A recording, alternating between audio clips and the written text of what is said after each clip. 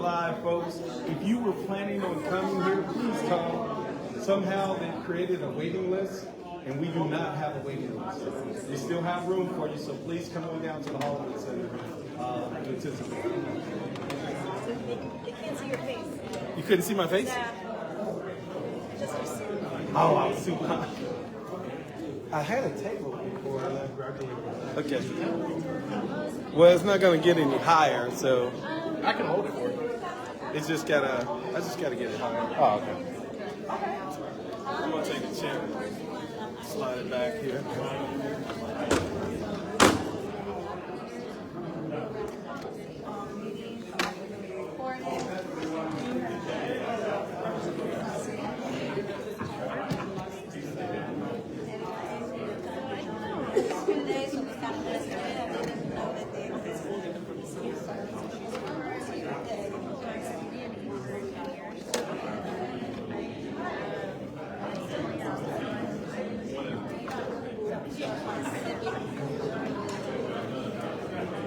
You ready? I think we said Sister 16. Yeah. Sir?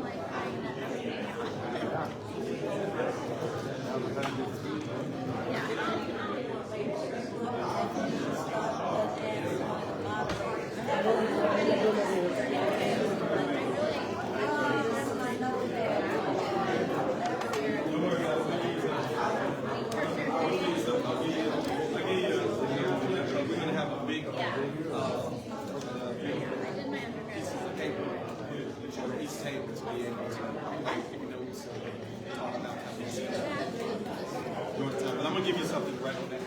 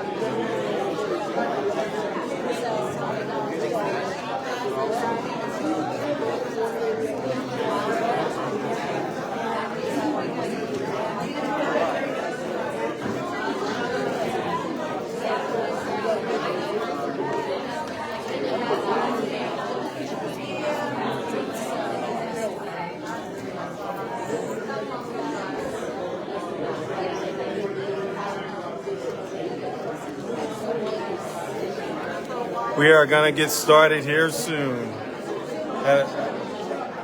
Waiting on all the panelists to show up.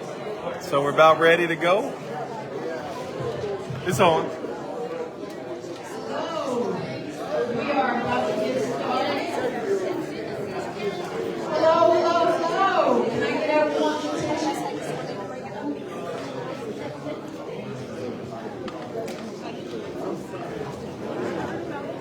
All right. Everyone, thank you. My name is Christy Coons, and I have the pleasure of serving as the president and CEO of the Urban League of Greater Southwestern Ohio. I want to welcome you today to our forum. And for those of you who may not know the full scope of what we have in store for today, the purpose is to discuss, obviously, the Campaign Zero report. It's designed to explain the report, discuss the data and limitations, hear community concerns, and identify next steps. We want to do this in a collaborative manner, and so we've invited all stakeholders to be a part of this conversation. And we encourage you to ask questions, and when it's time for your table talks, to make sure that you have a robust discussion. Any questions or concerns about the format? All right, then I believe I am bringing up Treva Reed, who serves as the Executive Director of our Center for Social Justice. And just as a note, I'm not going to be here all the time because it's my birthday.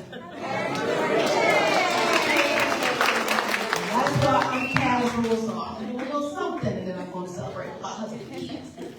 All right, Treva.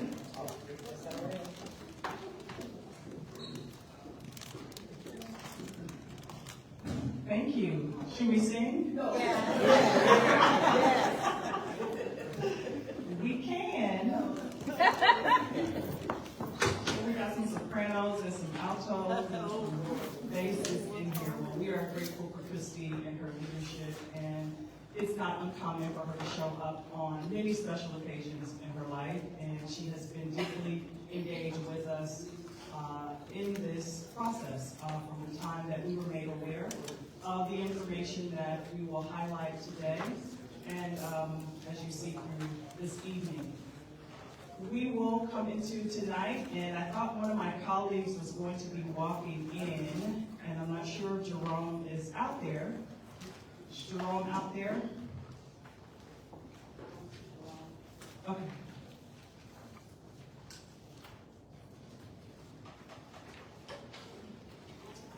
Christy mentioned that all the stakeholders are invited tonight, and we are actually focusing tonight along those lines with our local stakeholders. Before we look at any of the charts, our findings or conclusions, we're going to have a wonderful presentation of our love to Christy. Christy, we do have a gift of love to you from our executive leadership team so that you can take on your way out. Jerome, if you could just have that here for her. Yes. We do love you.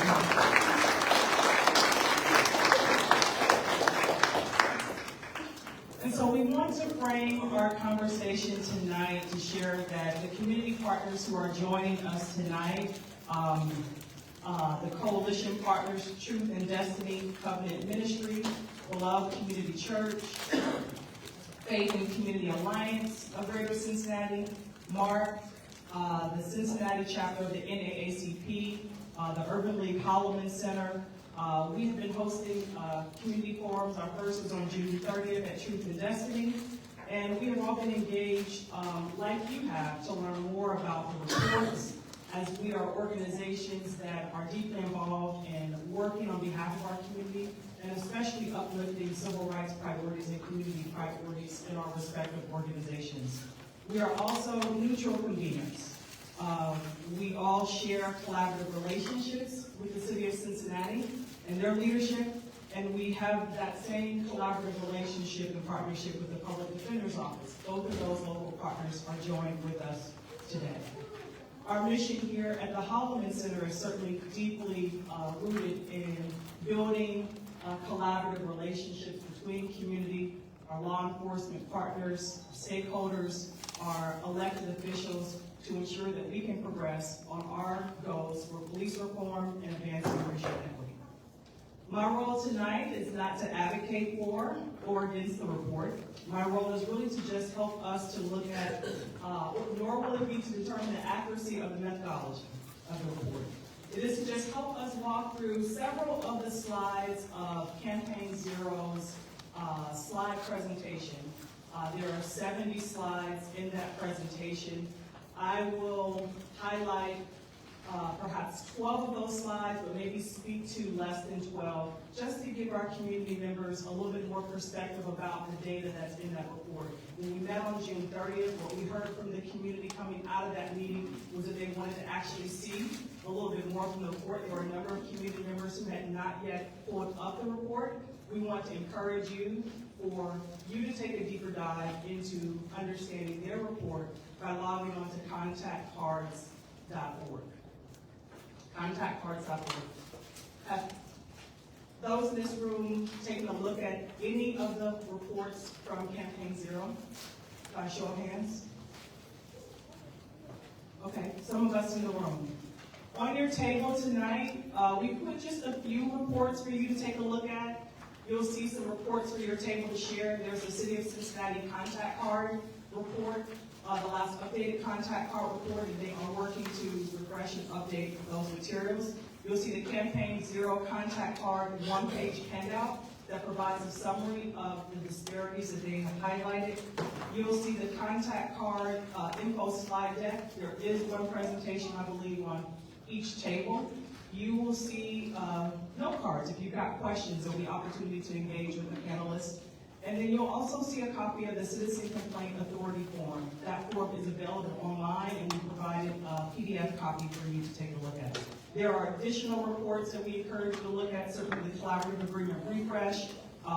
They will be highlighting more on that report on the 16th, and their bias-free policing report, as long as an updated 2020 report that highlights the importance of utilizing the contact cards.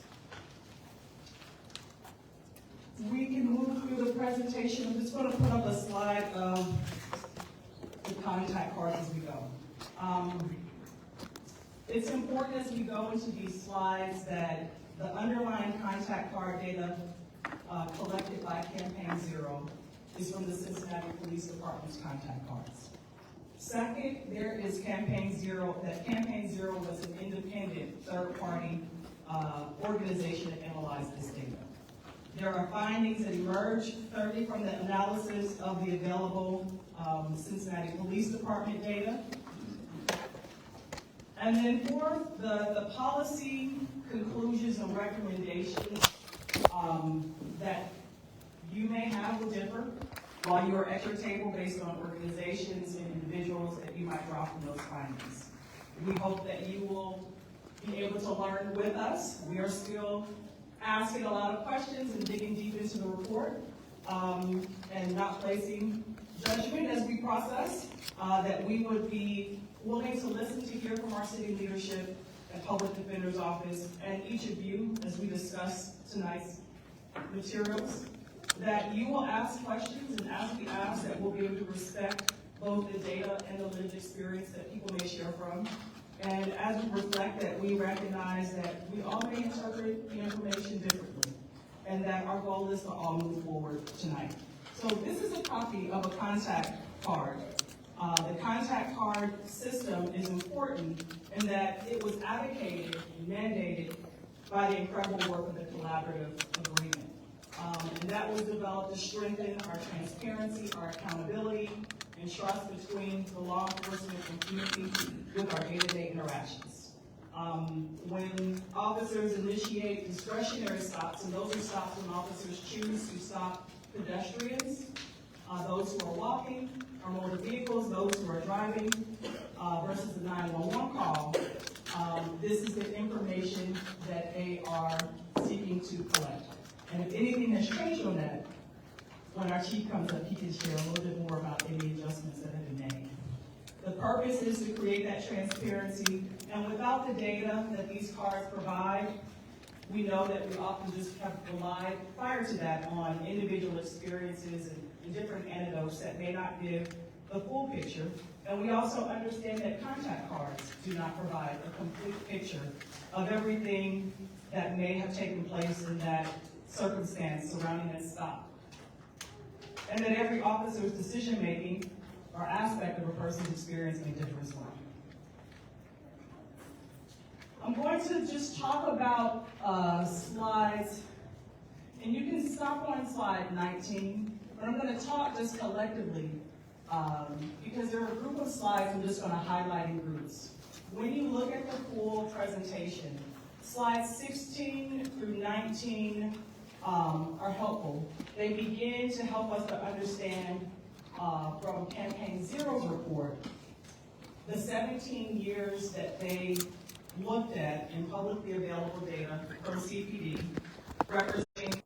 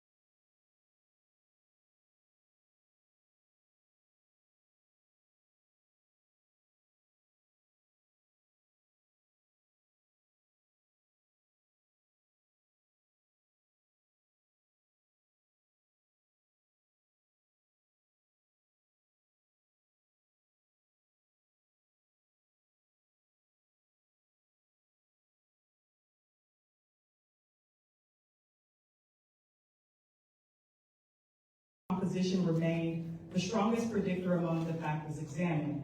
And the city, certainly with all of the information that I'm sharing, has indicated that they are conducting additional analysis before reaching their own conclusion. And we have met with the city on several occasions, and we are reassured in how they are working to move forward. And you have a number of city officials here tonight that you can speak with personally as we listen to that panel discussion. And slide 34. This I found to be maybe one of the more practical slides. It speaks to time of day. The hours with the most police stops are not the hours with the most racial disparities. For both motor vehicle and pedestrian stops, disparity peaks roughly 4 hours after contact intensity peaks, which they indicated suggested the type of contact of enforcement at different hours may be what drives the racial gaps. It's helpful to focus on policing priorities and Campaign Zero's disparities that they highlight on these next slides highlight just discretionary categories, including equipment violations. I just noted some of those for myself. An equipment violation, it could be your license plate light is out, and they choose to pull you over to tell you that your license plate is out. And that as an example shows that on this, that equipment violations show that one of the most discretionary stop categories is what they would consider less of a safety issue for that discretionary stop. And there could be higher racial biases than these stops versus speeding, which is certainly a higher level of safety. And so if you take traffic as one of the least discretionary, it has a lower disparity, and equipment violations have a higher disparity. So speeding is more likely to result in an officer stopping for a drive-in regardless of race. And equipment violations have greater disparities on who they actually have stopped, according to this data. Night driving shows on this report greater disparities, and that's probably back on slide 33. And it showed greater disparities on slide 33 for motor vehicle stops, with these disparities increasing at night. And pedestrian stops actually go up at night, but are high at any time of day for those walking, and particularly Black community members. And you'll see on that report that the categories are equipment violations, moving violations, suspicious persons, criminal offenses, warrants, and investigative reason. And that slide could invite us to consider what types of police encounters would we like to see have the greatest amount of police resources, and what categories are most closely connected to our community safety. And then the last set of slides 35 through 37, will highlight the stop outcomes. And these charts describe outcomes, not the numbers of stops.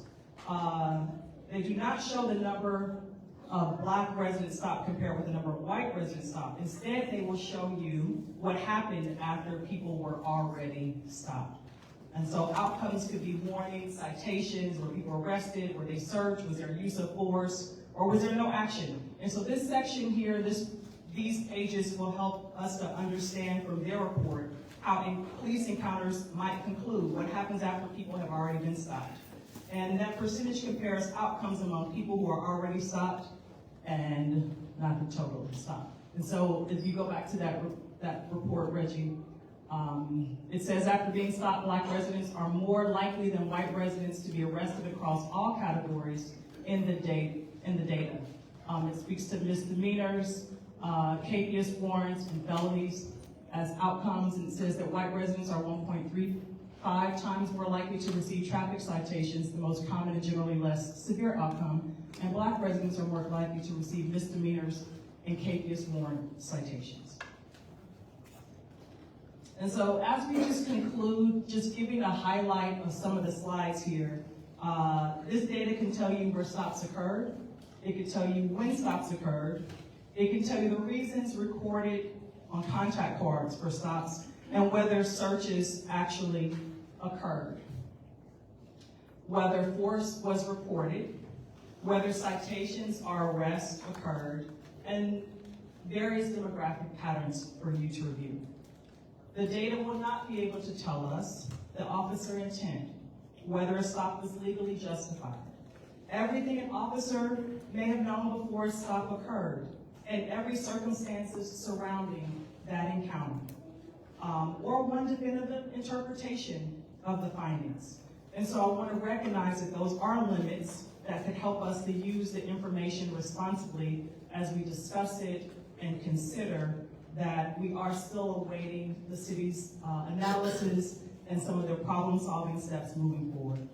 I want to recognize as I close that we would again not be here for the deep work, 25 years of the collaborative agreement, and all the work that has gone into that level of accountability and transparency to give us this tool in the nationally recognized efforts of the collaborative agreement. And it also shares with us in this time that there's work that we are continuing to progress and to build on. And we are going to improve how we engage in our police and community relations. We're going to ensure they're transparent, that there's objective measurement, which is what the collaborative agreement calls for, which is what independent analysis can provide, accountability, and the collaborative problem solving that you will help to bring us today so that we can go into the next 25 years. We recognize that not everyone may agree on this information or what you're experiencing or seeing every day. I hope that we will have a better understanding of what has been presented, that we are all responding to and working to build from, and that as we engage today, that there will be thoughtful questions in your table time, certainly in your report out, that you'll find opportunities not just tonight with our organizations hosting this meeting and meetings that will come that we'll host, but that you'll continue to engage in public dialogue, and that you would be deeply committed to partner with the partners who are here from the city and the Public Defender's Office and other stakeholders to ensure that we strengthen solutions that build the public trust and the public safety that we all continue to demand and that we deserve. And so our hope is that you're going to hear multiple perspectives tonight. And I'm excited that that first perspective that you'll hear are from our own city leaders. And David Whitehead, who is the president of the Cincinnati chapter of the NAACP, he will lead us through a conversation with our city leaders on how they are moving forward with us and next steps that they have shared and worked through internally that they will bring forward publicly today. Thank you.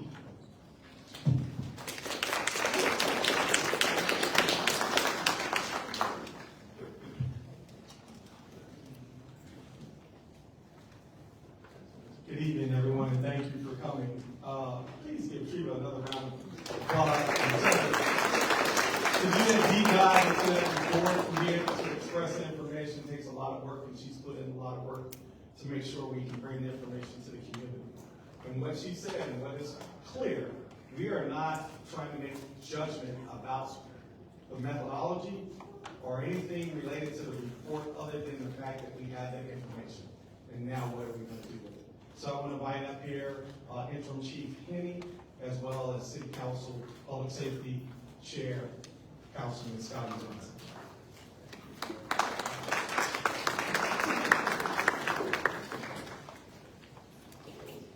So there may be people out in the audience that are not aware of who you are and what you do. Let's make sure, there might be somebody, and we are on Facebook Live, so there might be somebody out there too. So if you don't mind introducing yourself, and then we'll go from there. Thank you. Well, thank you. Let me say this very briefly and quickly. Thank you very much to the Urban League, NAACP, Campaign Zero, everybody that is looking to make sure that we get to where we need to be when it comes to policing in this great city. Let me point out a couple of people in the room. The captain of District 4, Nita Pettis, is here. State Representative Cecil Thomas is here. State Representative Brian is here. Ashley Bryant, and the Vice Mayor, the best Vice Mayor in the city, in the country, Vice Mayor Joe. And And my colleague right here, Ryan James, Cincinnati City Council. Mr. Whitehead, I am the President Pro Tem of Cincinnati City Council. This is my third term on Cincinnati City Council. I spent 33 years as a Cincinnati police officer, so I've been at this for quite a while when it comes to community police relations. It was the Sentinel Police Association at the time when the collaborative was formed. I was president of the Sentinel Police Association, and we stayed open around the clock for 24 hours, gathering statistics and gathering reports so we could make sure we got to the point where Cincinnati was the leader and remains the leader when it comes to police community relations. So thank you. Thank you. Let me say this. Thank you, Campaign Zero. And you may say to me, why do I say that?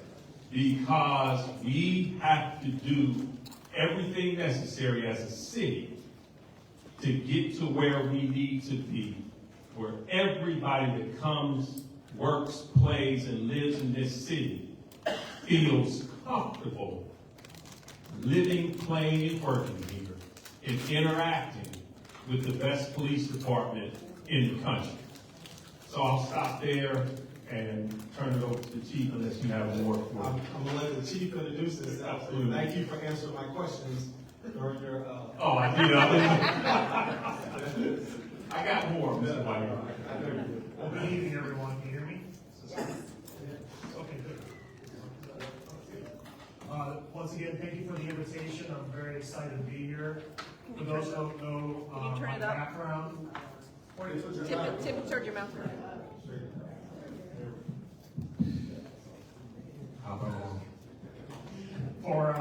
For those who don't know me, I grew up in Cleveland, Ohio. Please don't hold that against me. I served 4 years in the United States Navy. Once I got out of my service, I decided I wanted to become a police officer. Saw that Cincinnati was hiring, and here I am. I've been here since 1999. Been policing for 27 years here in this city. And I think that's a point that I want to bring up when we start talking about the collaborative agreement is, please understand, and I know Councilmember Johnson can relate to this, and even Captain Pettis is, I grew up as a young cop, was trained as a young cop before the collaborative. And I have been raised from a pup to where I am now with the collaborative. So I feel that I have a unique perspective of policing pre and post. And I am very excited to be in this position. I've been your interim chief now for about 8 months. And I am excited to be here and talk to you about this report and my vision of the police department as we move forward. Great, thank you. So we're going to start off with the first question for you, because most of the conversation has been about police reporting and the contact cards and the information that comes about as it relates to it. So what data do you rely on most to assess bias-free policing? And how confident are you in the quality and consistency of the data? Well, I can say first, once again, like Councilmember Johnson, I'm glad this report came out. This is the reason why we are adherent to the collaborative. This is the reason why we gathered this information. I even remember when I was speaking to some members at the table over there, one of the comments that was made was that they were impressed that our department had more data than any other department in the nation in gathering this. So I'm very proud of it.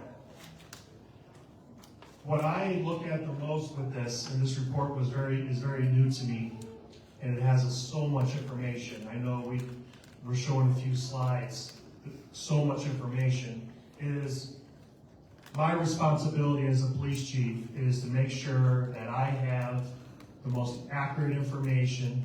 I am not a data analyst. That is something that is presented to me. And I want to make sure that I have all the information that I can to make the best decisions to lead this agency. And if that data tells me that we have challenges and that there's areas that we have to improve in, then I'm going to accept that information and I'm going to make those hard decisions I'm going to accept those challenges, and collaboratively with the community and city management, we are going to do that. To further answer your question on data, for those that may not know, another part of the collaborative that came out is we have a employee tracking system of our officers. This has been around for quite a long time, shortly after the collaborative was formed.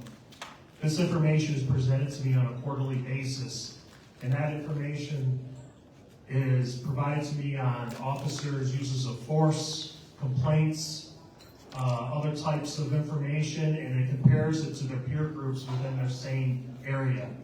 And if there's a threshold that they're above, it flags them, and that information is provided to us as city leadership and department leadership, and then we make decisions based on training, relocation, discipline if necessary, based on that type of information. The contact cards, I'm just going to get in front of this.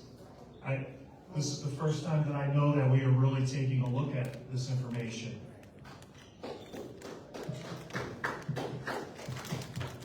I can tell you. Yeah. I can't answer. It has to be a first. Yeah. Let's just make note of that. I cannot answer with my 8 months here.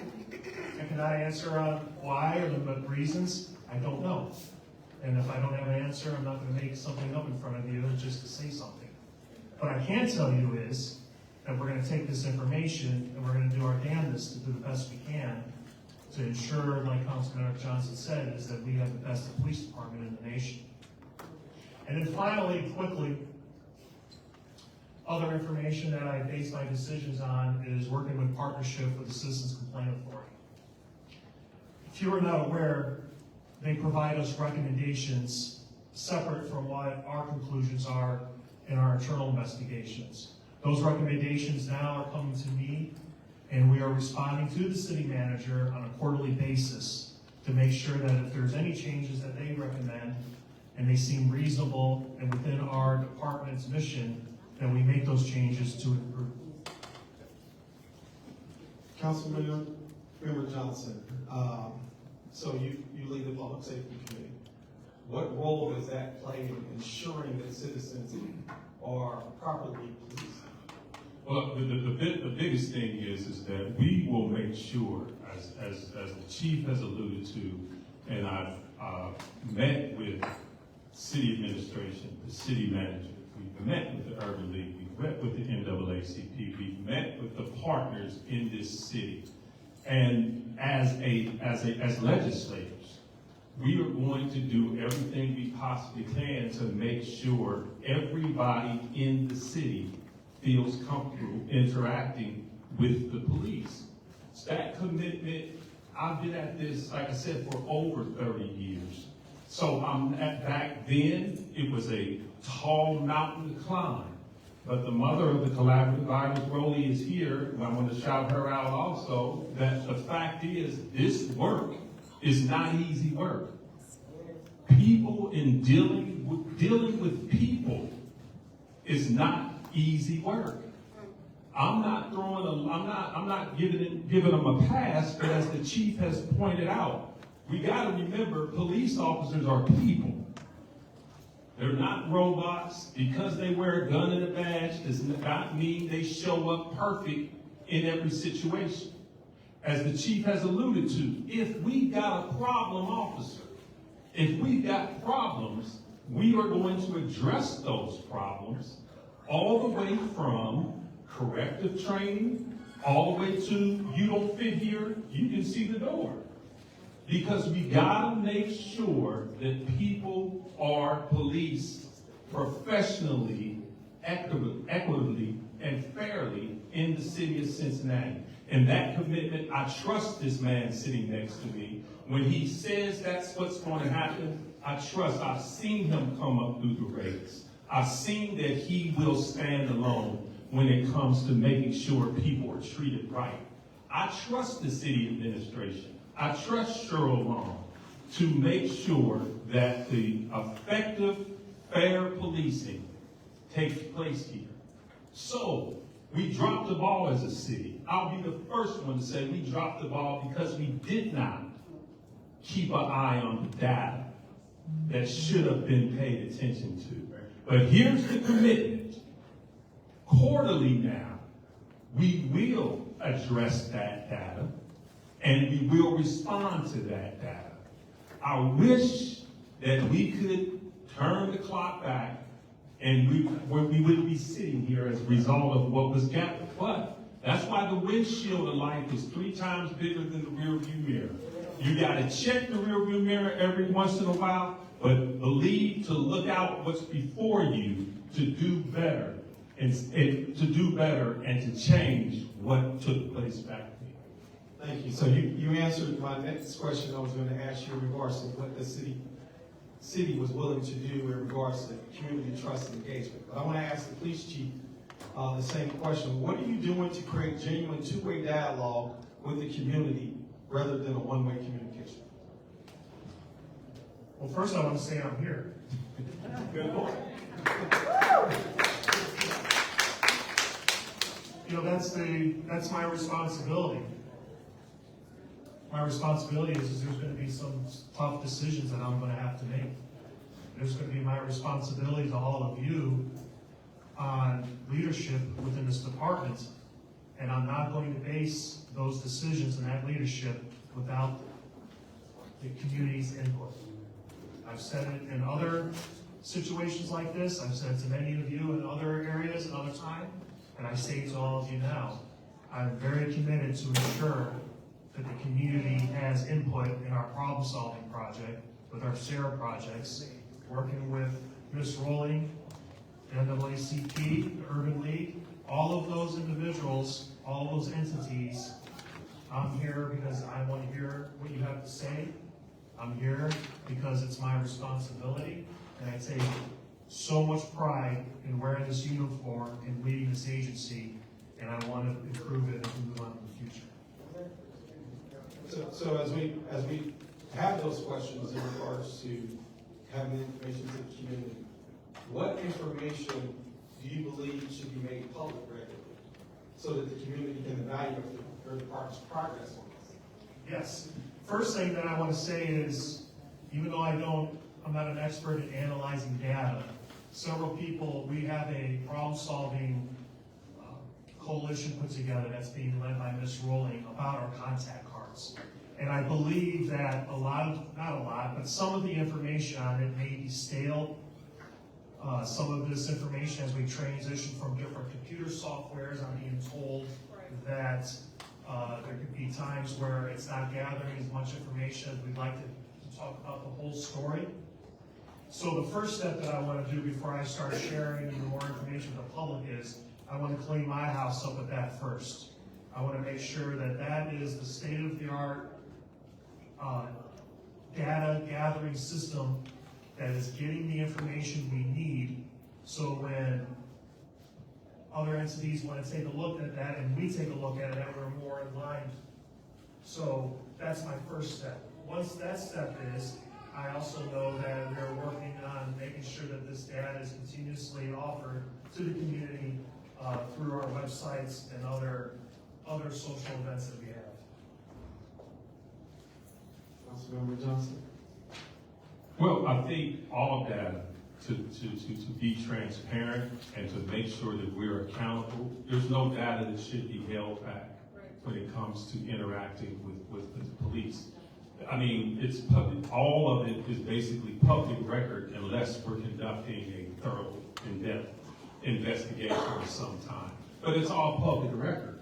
So when, as I said, as a city, we dropped the ball and not making sure we kept up with that. But now we are committed to make sure, and even it's been suggested quarterly in my committee that data is updated. I'm not objecting to that at all. We are committed to get better. And that is the commitment that you'll see from the city. The city has committed and said they will continue to support the collaborative agreement.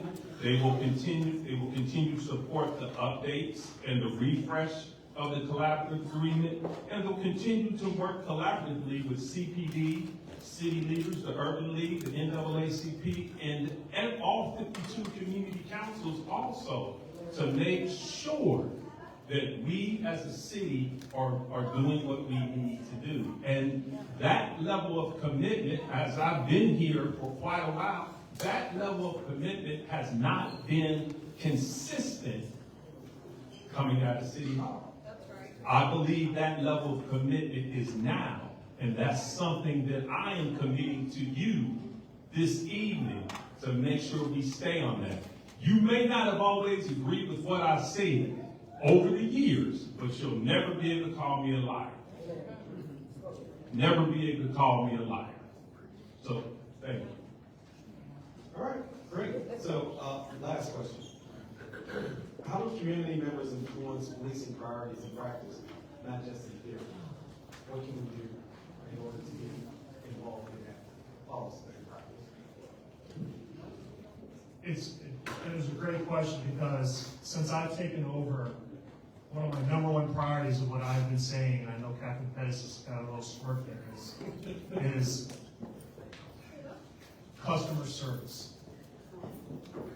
And it may sound cliche, it may sound a little cheesy, but I have the personality and the thought of we need to be more customer service oriented. This police department is your police department. Through your elected officials, that they decided to pick me to lead that. But it's your police department.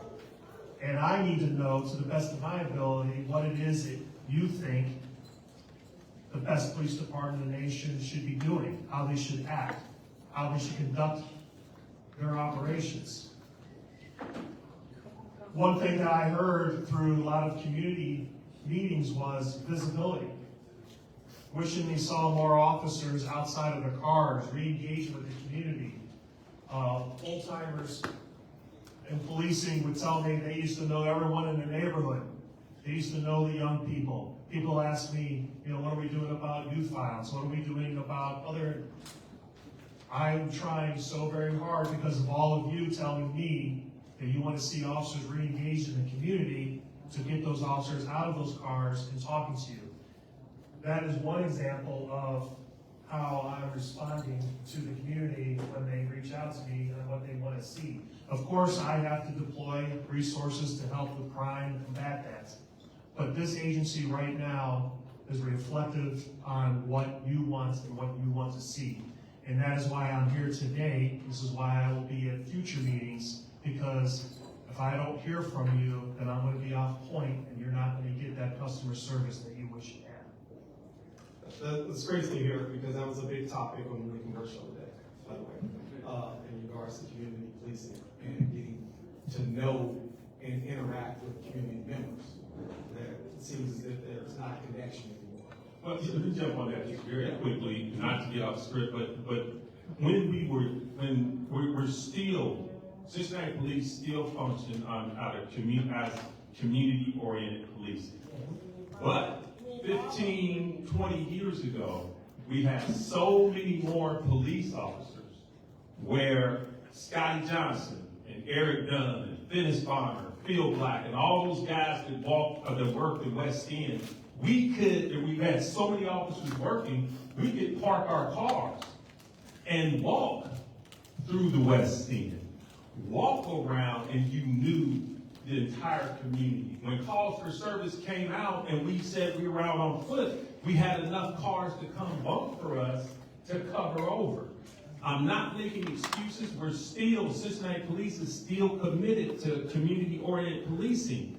But you gotta understand, these officers, these men and women are going from run to run to run to run. So I'll leave this pitch. If you know somebody, a good person that wants to be a Cincinnati police officer, it's an amazing job. Come out. We're recruiting now. Come out. We need the bodies. We need the bodies so we can have those foot patrols where officers could spend 25, 30 minutes just talking to the citizens. There are not enough officers, unfortunately, now to be able to do that. Valid point. Very good, very good. Last question for you, Councilmember Johnson. What do we do as citizens to come to you when we have some issues that we need addressed? as it relates to public safety.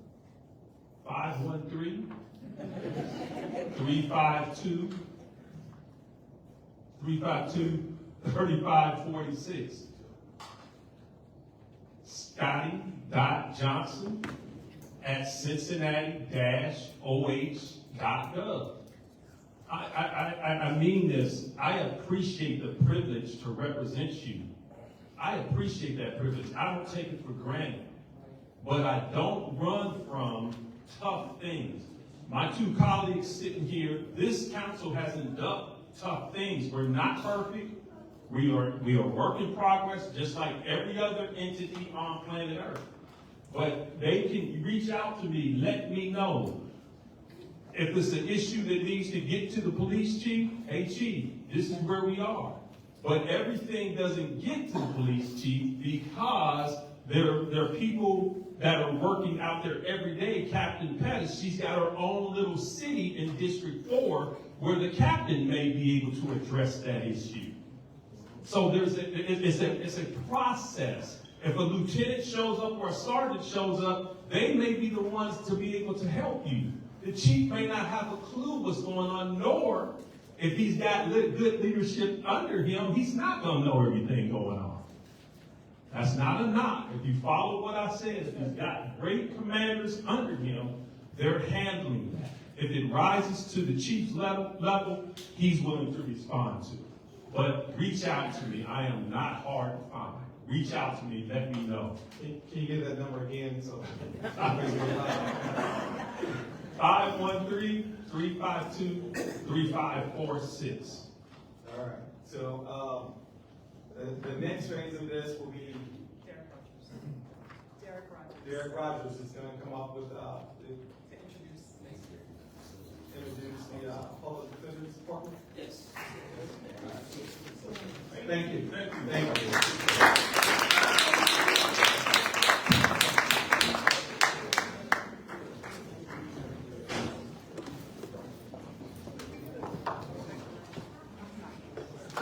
Good evening, everyone.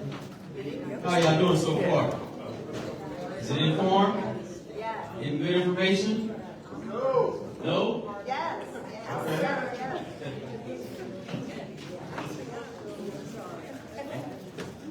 My name is Derek Rogers. I'm the director of the Community Partnering Center here at the Urban League, and prior to the Community Partnering Center, as she always remind me. I am thankful for the work of the Collaborative Agreement, thankful for the pioneers that are in here, because the Partnering Center was birthed out of the Collaborative Agreement. If there was no Collaborative Agreement, we wouldn't have a Community Partnering Center to provide the services that we do in the community. And some of those services that we provide that's relevant to the Collaborative Agreement is problem solving. And so we go to different communities and provide problem solving community trainings using the SARA methodology. That's the same SARA that the chief was talking about, that the city uses, CPD uses, and so we try to bring that same knowledge to the communities. So I'm here now to introduce individuals from the Public Defender's Office. We have Ms. Angela Chang, and then we also have Sean Percent.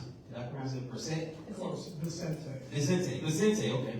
And they're with the Public Defender's Office, and they're going to talk to you about why was the contact card analysis conducted, their perspective on contact card benefits, and understanding the available data and user findings for the Public Defender's Office.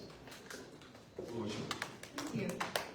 Thank you all for being here. It's really exciting to see such a broad group of people who all care about our city and everybody in it. So just a brief introduction. If you haven't met me before, I am Chief as of July 1st, Public Defender of Hamilton County, and I have previously been in the office for 10 years, mostly serving youth. I started my career as a public defender in Colorado, but the reason I'm in Cincinnati is because I went to law school here. I fell in love with both the city and my husband, and so here we are. This is home, and really just pleased to be here to be part of this discussion. Sure, very briefly. I grew up on the east side of Cincinnati, graduated high school in 1992 and moved away. I then moved back in 2015. In the intervening years, I was a public defender in Philadelphia, and I was a federal public defender in St. Louis, that might just so happen to be a woman from this area, so we moved back. So in 2015, we moved back, and I've been at the Public Defender's Office now for the last 11 years, and I work with Angela as a deputy. So as far as the Public Defender Office, I think most people generally know what we do, but just to give you a broad overview, we represent people who come to either juvenile court or delinquency charges, criminal cases in municipal and common police court, from start to finish.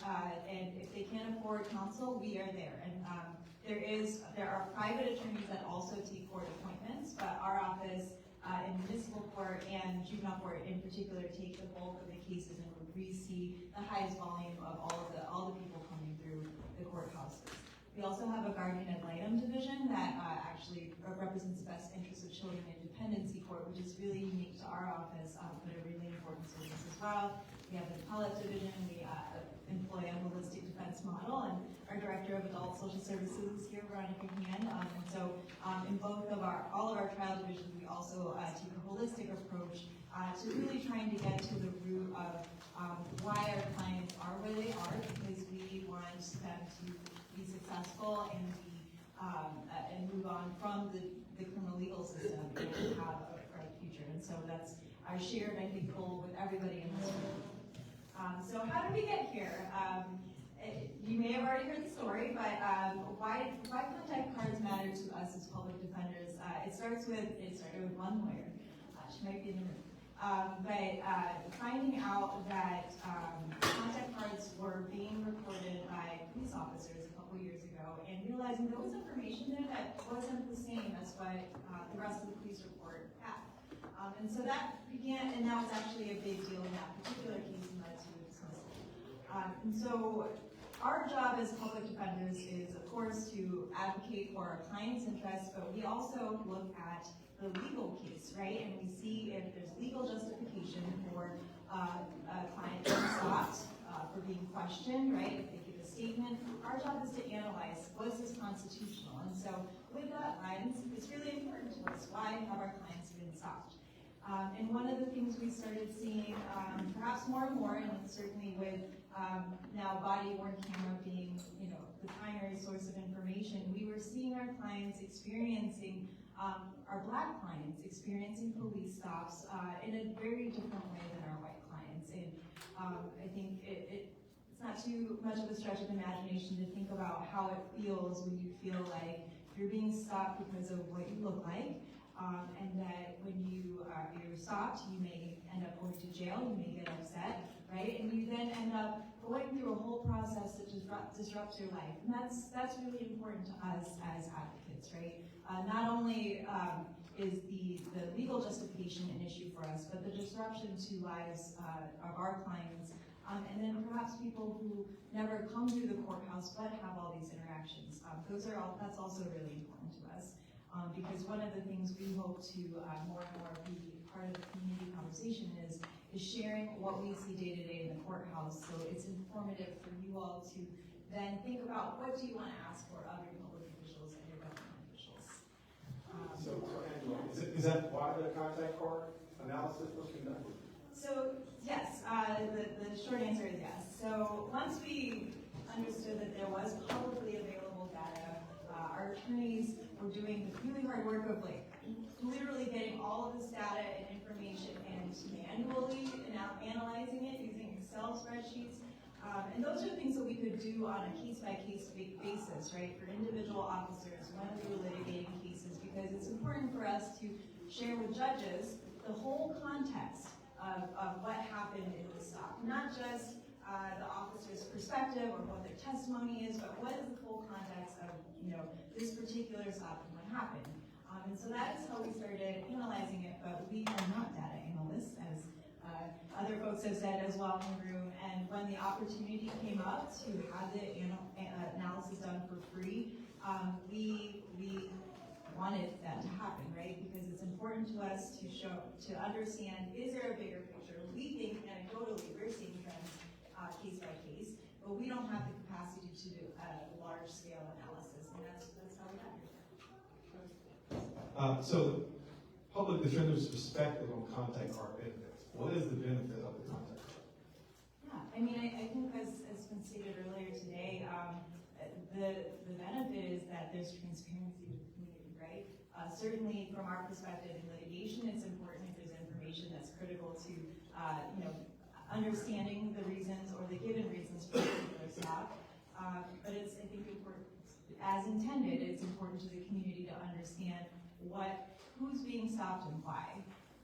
So when you look at the Campaign Zero report, I think some good questions we might pose and think about are, of these stops of Black citizens, let's talk about just perhaps the instances where no action was taken. What was going on there, right? Were there particular officers that are resulting in these? Because when you hear that no action is taken, that means that they didn't need to stop them, right? So when we look at the disparities in those existing categories, I think it's a great place to start and drill down. Were there other reasons? What are the reasons? And are those things that could be eliminated? And so that's out there.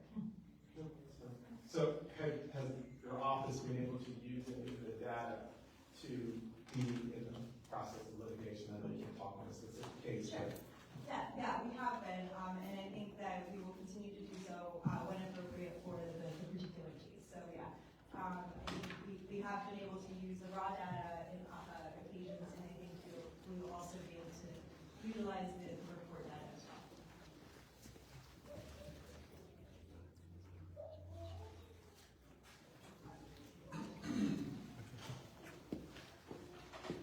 I'm sorry. Before you leave, can we get 5 minutes of a couple of questions? We're gonna go. We're gonna move on to you. So go ahead. Continue with you were giving us your analysis of what your findings are. And so I think it might be helpful, because I know there's been a lot of public discourse about who are the people getting stopped. Unfortunately, there's some discussion that it implies that everybody deserves that, and that's not right. So just to give a really concrete example, one of the things that we noticed a lot was, and as you can see in the Campaign Zero